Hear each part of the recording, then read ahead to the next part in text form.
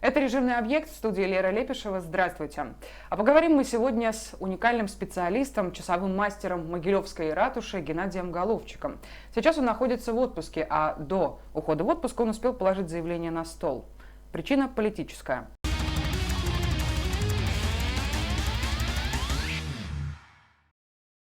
Ну что ж, Геннадий, здравствуйте. Вы ушли по собственному желанию из ратуши или все-таки вас попросили? Вообще странно звучит для часового мастера причина увольнения политическая. Ну, естественно, в самом заявлении так не написано. Значит, как написано, как положено по делопроизводству, ну, написано по соглашению сторон. Хотя мне больше нравится по собственному желанию. Вот. И так получилось, что, значит, как я выражаюсь, я работаю на ратуше не с момента открытия, значит, самого музея в этом здании, а с момента заложения котлована. И причем, мало того, котлован новой ратуши закладывался ведь несколько раз. В 1992 году, значит, торжественно был заложен котлован Могилевской ратуши около ЗАГСа, на том же месте, где она стояла испокон веков. И я там был одним из самых таких любопытных зрителей. Почему? Потому что я уже тогда знал, что на здании башни ратуши будут часы, они исторические там были. И мне невероятно хотелось сделать там свои часы. Вот. И у вас это получилось? В итоге 92 год, он был, значит, таким активным началом возрождения ратуши, но также постепенно эта активность слилась, постепенно исчезла, и стройка опустела. Опустела она до 2007 года, когда тогдашние администраторы города, романтики, на мой взгляд, значит, опять возродили эту идею воссоздания ратуши. И в 2007 году был опять заложен котлован ратуши. Вот. Я тут же подошел к мэру города, который меня практически не знал, и предложил ему сделать башенные часы. Все объяснил. Значит, эксклюзивные башенные часы. Он внимательно смотрел в глаза и, значит, кто такой, обманет, не обманет, подведет, не подведет. Ну, в общем, это такая интересная история. В конечном итоге, когда я начал делать часы, это было на заводе «Красный металлист». Значит, начал формироваться каркас самих часов. Во-первых, какими их делать? Мне было это интересно, потому что если сделать банально простые, повторить что-то, это будет для меня не то. И я хотел сделать что-то очень абсолютно эксклюзивное. Вот. И если какому-то мастеру со стороны взглянуть сейчас на них, он придет в ужас. Он возьмется за голову, потому что там такого наворочено на этих часах, что простому смертному как бы этого не понять. Давайте вернемся все-таки к заявлению пока. Кто подписывал? Заявление подписал, значит, я его просто оставил и зарегистрировал, и все. И, значит, кто там его подписал, я не знаю. Ну, наверное, кто-то, кто исполняет обязанности директора. Ну, то есть его приняли, и, насколько я знаю, 14 марта вы становитесь свободным от работы. День завершения моего отпуска, значит, он же совпадает с днем моего увольнения. А как отреагировала семья на ваше решение? Ну, по правде, дети очень, скажем так, положительно, наверное. Они знают, что для меня такое ратуша. Ратуша — это бессонные иногда ночи. То есть, значит, когда особенно в демисезонье приходится корректировать часы несколько раз в день, значит, поправлять. Башенные часы — это особая такая штука, которая требует постоянного ухода. С чем это связано? В первую очередь размерами. Большие размеры, большие диаметры, большие колеса, шестеренки и, значит, огромное трение, жесткие условия работы, они постоянно под открытым практически небом, только лишь в здании, но там постоянно то мороз, То конденсат, то снег, то жара, и изменяются вот эти все геометрические размеры вот этих корпусных деталей, и возникают особые условия, трения и так далее. Это очень негативный такой фактор. И если по-хорошему, эти часы должны находиться в теплом, комфортном помещении. Как это часто бывает, вот в европейских городах я много видел такого рода механизмов. Это часы находятся в таких условиях, как вот здесь в студии. Комфортно, уютно. А бывало такое, что вы и день и ночь проводили на работе и не видели семью какое-то время? Поначалу, когда я регулировал ход часов, это было первое время, ко мне приходили друзья, у меня там есть кресло-качалка моей покойной матери. Вот, кстати, мне тоже придется его забрать, потому что это моя личная такая вещь. Значит, люди засыпали. Гена, когда мы пойдем отсюда? А я все пытался ковыряться. У маятника ход 2,4 секунды. Я засекал 10 колебаний маятника, это 24 секунды. И вот в этот 10-колебательный вот этот отрезок времени мне нужно было добиться 24 секунды. А у меня получилось 23,55, 24,05 секунды, да, там, минуты, вернее. И вот это вот выставление точности хода, это такой длительный процесс. Это эксперимент просто. Смотрите, я читала, что в интервью нашей Ниве вы сказали о том, что после 9 августа стало труднее работать. Почему? 9 августа – знаковая для меня цифра. Значит, это как, я даже не знаю, как привести пример. Ребенку, значит, в очередной раз родители, значит, дарят старую игрушку, заворачивают ее в упаковку, проводят беседу там предварительно, ходят по магазину, спрашивают, что тебе нравится из игрушек, вот какие, может быть, ты хотел бы. И утром ребенок опять, как в очередной следующий год, разворачивает упаковку, и там старая игрушка. Значит, и это происходит без конца. На Новый год ему дарят старую игрушку. На день рождения старую игрушку. В новой упаковке, но старую игрушку. Ребенок возмущен. Да, игрушка неплохая, но она уже потертая, она неплохая на самом деле. Вот. И вот мне 9 числа тоже надоела эта игрушка, мне, значит, хочется новой. Я не знаю, что это будет за новая игрушка, но мне хочется новой. Уже моей дочке столько же лет, сколько лет дарится вот эта игрушка без конца. Уже, значит, мне хочется попробовать другое что-нибудь. А за Тихановскую голосовали? Я голосовал за Тихановскую, да.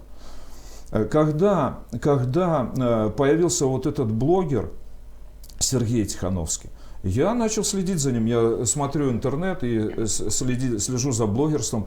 Все время думал, почему в Беларуси так мало этого направления. Украинские события, я следил за украинской политикой в свое время. Был сторонником разного, по-разному я рассматривал. И мне всегда не хватало, что у нас в Беларуси, И тут появляются лица. Новые лица в интернете появляются, среди них Сергей Тихановский. Начинают вести такие интересные репортажи, где-то мне он нравился даже внешне, по поведению. Значит, и тут ключевой момент. Это был мой день рождения, 29 января. Я включаю свой планшет и вижу такую картину. Сергей ведет, значит, стрим из Добруша. В Добруше готовится к приезду президента. Значит, тогда еще действующего того президента, значит, они 29 января, значит, это на улице мороз, значит, они косят траву. Полгорода коммунальников косят траву, жгут деревья, кусты по дороге, по которой должен проехать вот этот человек. Они готовятся к приезду. Значит, зачем это все такое, вот этот пафос? Зачем кидать такие большие деньги на это? Потратьте в другую сторону. И с тех пор вы начали следить за деятельностью Тихановского? Нет, не так было. Значит, тут же в кадр появляется мэр города Добруша и показывает шикарнейшую фигу прямо в камеру. Я даже запомнил, как ее звать. Ольга Федоровна. Вот эта Ольга Федоровна сделала Тихановского. Именно она вынесла его на популярность. Насколько я знаю, он в следующих своих репортажах говорил: Ольга Федоровна, вы меня сделали. Вот. А оно так на самом деле и было. И вот мне начало интересно смотреть за этим.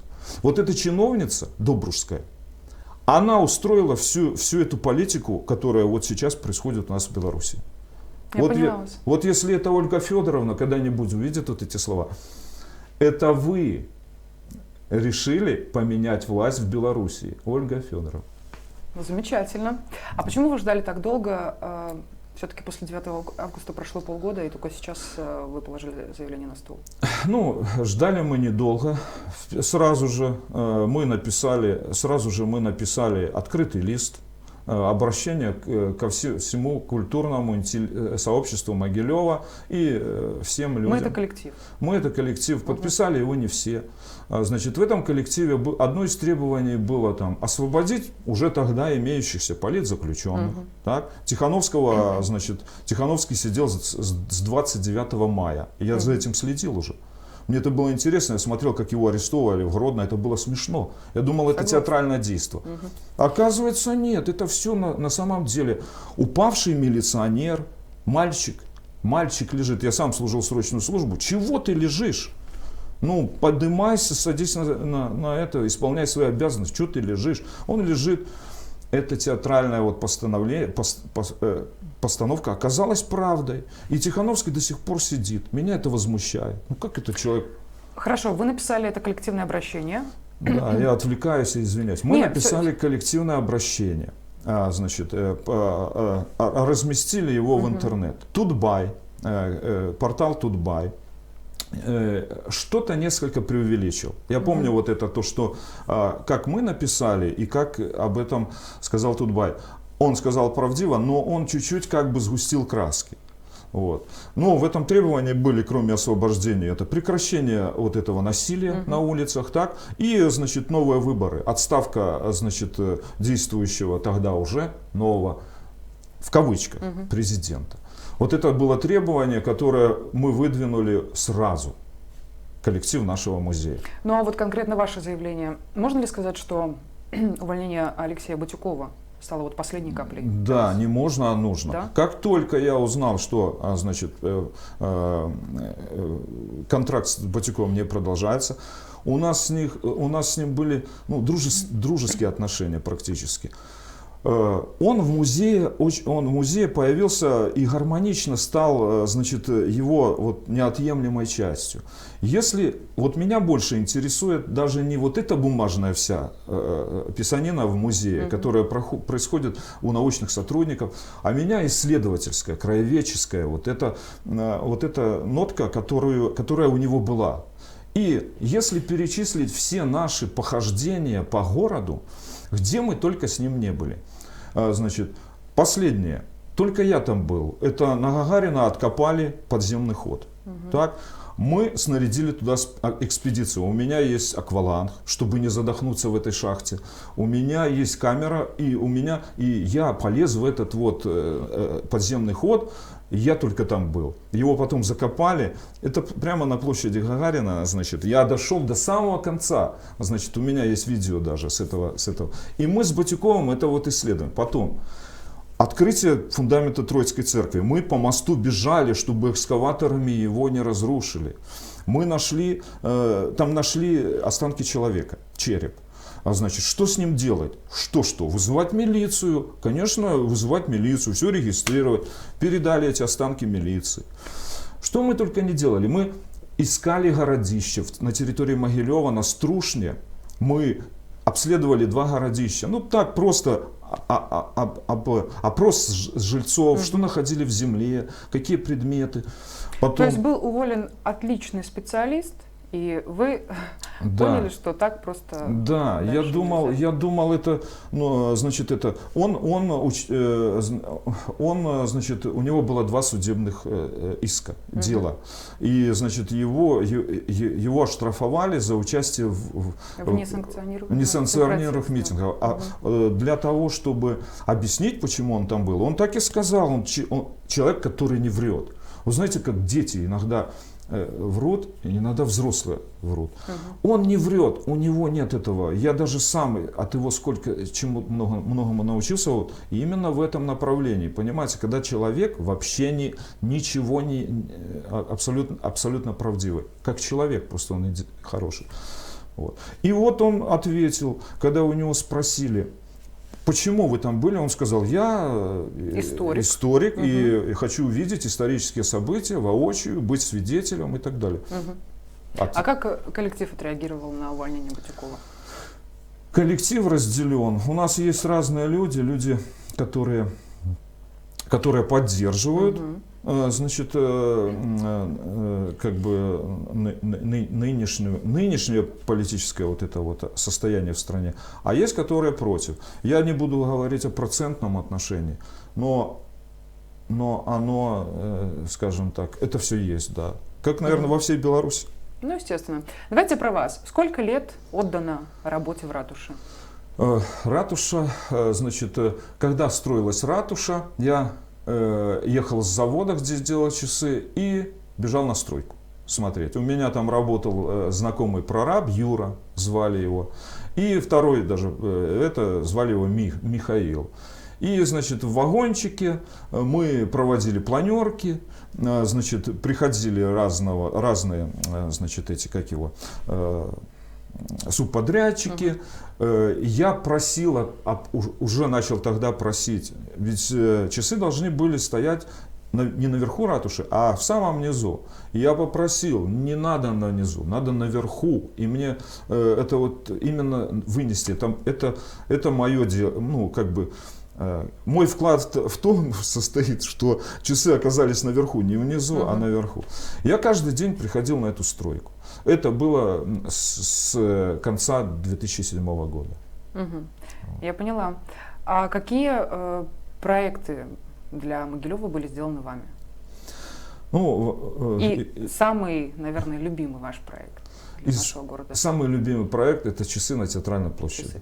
Часы на Театральной площади я сделал в 1991 году, сделал очень быстро и обслуживаю их до сих пор. А еще какие проекты? Ну, помимо фонтанов на атриуме, что-то еще есть? Ну, одна из моих вот таких идей, сразу резко не припомнишь, но так, одна из моих идей, которые, значит, у меня возникли, когда уже на ратуше работаю, Магислав. Мальчик, который выходит на балкон ратуши и трубит, значит, это, кстати, легенда, она основана на реальных событиях. Значит, вроде как было в истории Могилева где-то упоминание о мальчике-музыканте, которому нравилось играть на чем непонятно, по-моему, на каком-то духовом инструменте, но именно с балкона ратуши. Кто это был, что это был за человечек. Но интересно, что была найдена маленькая крошечная игрушка, значит, в трехуголке. Головной убор треуголка. И она сейчас хранится у нас в музейных фондах. И вот у нее надутые щечки, как будто бы дует вот человек в это. И вот такая идея, вот трубач, вот наш трубач. И этот мальчик явился прототипом нынешнего Магислава. А Магислав сейчас загрустил. У него сейчас грусть. Значит, единственное, что меня волнует по Магиславу, это то, что перед его пуском, после долгого вот этого вот молчания, его надо полностью, как это, просушить. Электрики знают, что такое. Он же там, его надо, вот эти все все устройства нужно обязательно просушить. Высушить то, чтобы ушла вся влага. В здании влажность большая. То есть ему нельзя простаивать? Ему простаивать можно, но очень аккуратно. Я поняла. А это правда, что вы уничтожили чертеж часов, когда закончили работу? Да, когда я делал часы, это инструментальный цех завода «Красный металлист», все эскизы, чертежи я после изготовления детали или я руками своими делал, или какие-то помощники. Значит, у меня основной помощник был Саша. У него на заводе его называли «Магнит». И он именно большую часть деталей Он мне помогал делать. И, значит, он сейчас, мы поддерживаем отношения, он живет на Луполово, и каждый раз мы поздравляем друг друга с праздниками.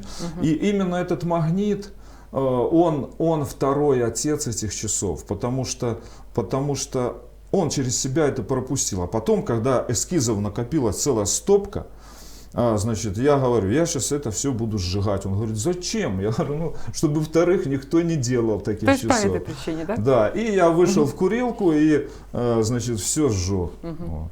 Я поняла, ну, что сказать. Я читала, что много лет назад власть помогла вам с жильем в обмен на то, что вы отремонтируете часы. Да, это да, правда? Да. Это история, которая обросла уже какими-то такими этими легендами. А на самом деле как было? Я работал по распределению на заводе КПД, это завод облсельстроя. И по распределению я стоял на очереди на жилье. Это был начало осени 91 года. И параллельно я начал делать часы на Театральной площади.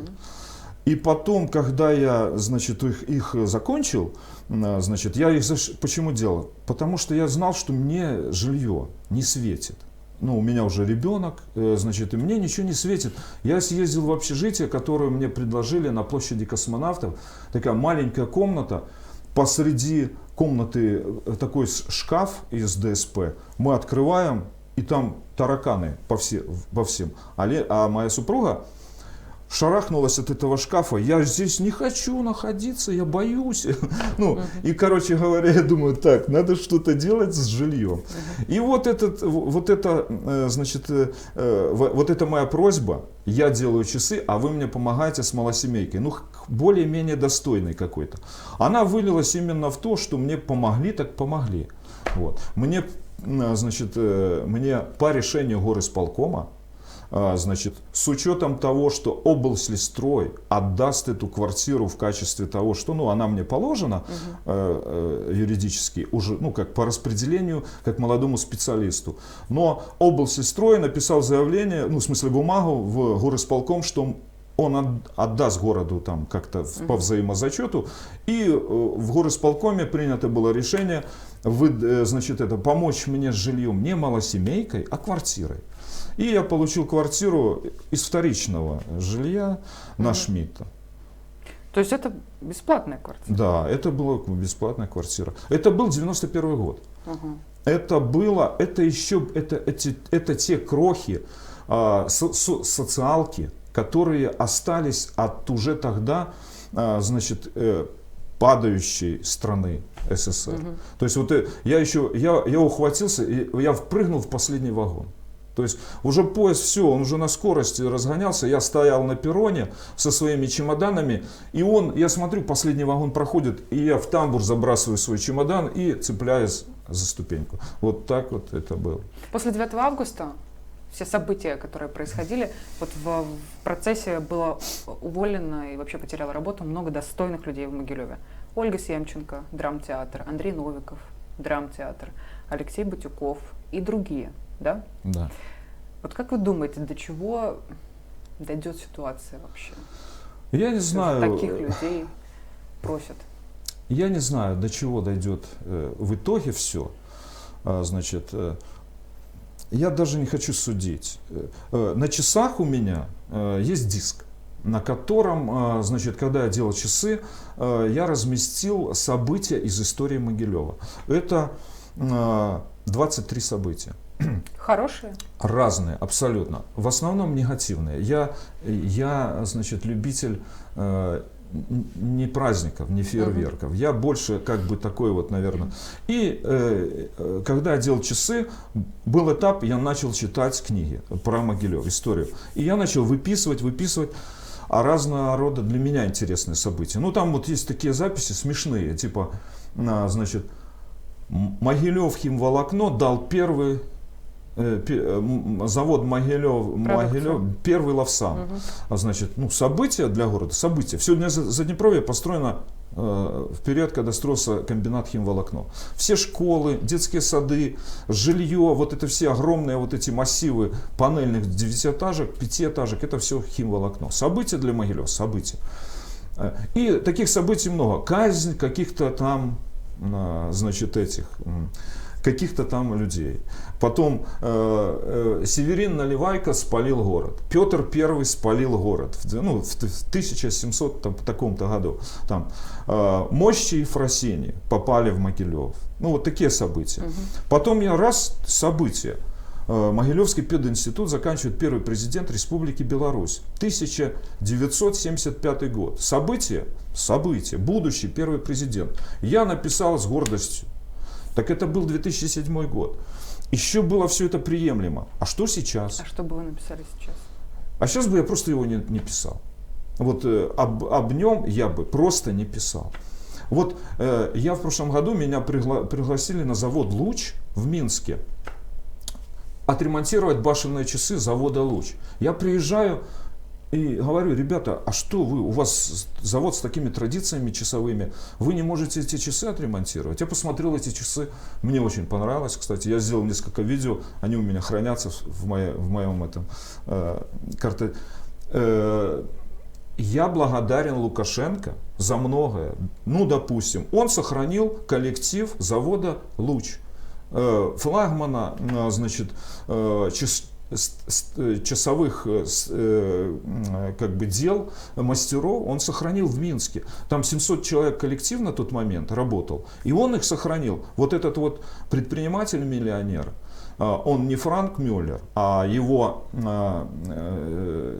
коллега, они создали вот этот бренд Франк Мюллер, и, значит, он сохранил этот коллектив. Они построили там корпус прямо на территории завода «Луч», и я благодарен вот этому бывшему президенту, я благодарен за то, что он сохранил завод «Луч». Как вы считаете, продолжатся ли репрессии в отношении культурного сообщества Могилева? Я думаю, что уже это край, я думаю, это закончится. Казалось раньше, что уже край, и все-таки продолжается и продолжается. Я надеюсь, что все закончится. Я надеюсь, что... знаете, на что надеюсь? Я надеюсь, что благоразумие восторжествует. Я надеюсь, что в какой-то день все-таки, значит, человек проснется утром и подумает: ну, на самом деле, смотри, что творится в городе. Это сейчас, без это... 100% это все будет продолжаться. А что бы вы сказали тем людям, из-за которых вам пришлось оставить любимое дело в любимой ратуше? Ну, я вам бы сказал, дорогие мои административные начальники, чтобы вы, значит, не наломали дров еще больше в плане того, что, значит, есть вещи, которые не являются материальными, они являются каким-то духовной ценностью. И просьба такая, значит, поаккуратнее, особенно с людьми. Как вы опишете ситуацию в стране? Одним словом, двумя? Ну, сейчас мне больше нравятся словечки из народного, как бы, обихода. Это я бы назвал беспредел. Что в вашей жизни будет дальше? После 14 марта? После 14-го у меня сейчас много идей, много предложений. Как ни странно, после того, когда я сообщил о том, что я, значит, увольняюсь, ко мне куча предложений. От частных организаций? От частных. От частных. То есть государственную вы даже и не будете планировать строить? Нет, я не хочу с государством сейчас сотрудничать, даже как бы как-то. Осталась у меня небольшая там еще обязанность, но я, значит, пока воздерживаюсь, не буду даже говорить. То есть можно сказать, что после ухода из ратуши без заработка вы не останетесь? Нет, я ничего нового не хочу затевать. Но то, что у меня уже заложено в предыдущее время, мне только лишь на завершение жизни не хватит. Смотрите, больше недели на сегодняшний день стоят часы в ратуше. Вы единственный в Беларуси и в Могилеве смотритель городских часов.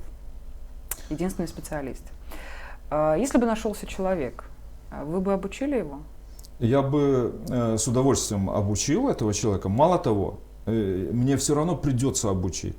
Ну, часы-то стоят. Их нужно просто завести. Завести и сделать корректировки. Длину маятника отрегулировать, значит, смазать. Часы требуют постоянной смазки. Естественно, я обучу человека, но я боюсь другого. Я боюсь, что я обучу одного человека. Через месяц придется обучить второго человека. И так будет без конца. Это вот 100%. Вот этого я боюсь. То есть я обучу первого человека. Я написал подробнейшую инструкцию, как эксплуатировать часы. Все регламентные работы, связанные со смазкой, с регулировкой. Все регламентные работы, связанные с заменой деталей. Допустим, там висят огромные 200-килограммовые гири. Они висят на тросах, которые надо периодически менять. Сейчас вот один трос точно нужно менять обязательно. Прежде чем завести часы, вот сейчас, нужно поменять этот трос. Потому что обрыв гири вызовет разрушение башни ратуши. Падение гири с огромной высоты, она будет просто лететь до самого То есть надо, чтобы в ближайшее время появился этот специалист. Да. И это надо делать обязательно. То есть нельзя просто так вот, это не часы на руке, вот часы, которым 40 лет, завел и все, и спать. Нет, там другая ситуация. Да. Что должно произойти, чтобы вы вернулись в ратушу? Должно прийти новое время, новая Беларусь. Я, кстати, не исключаю. Расшифруйте. Ну, то есть должна поменяться власть. Стабильность в стране, про которую все говорят, вот в качестве как бы позитивного как бы такого белорусского бренда, стабильность. Стабильность состоит не в том. Стабильность в сменяемости власти. Именно транзит власти обеспечивает спокойствие, когда люди не волнуются. На Украине люди знают, что придет время, они выберут нового президента. И если он им не понравится, они выберут нового президента. Они проходят все эти этапы, но это их выбор. И я знаю, что, допустим, в соседней стране наши братья живут на Украине, все будет нормально. Они выберут опять нового президента, и у них нормально все будет. Я хочу, чтобы было так же и у нас. Не с этим вот противостоянием, которое у них там на востоке страны, а с тем, что у них есть свободный выбор. Я хочу выбора, свободного выбора. В общем, я благодарю вас, Геннадий, за интервью. Я напомню, что в студии 6 ТВ был часовой мастер Геннадий Головчик из Могилева. А мы прощаемся с вами до следующего выпуска. Пока. До свидания.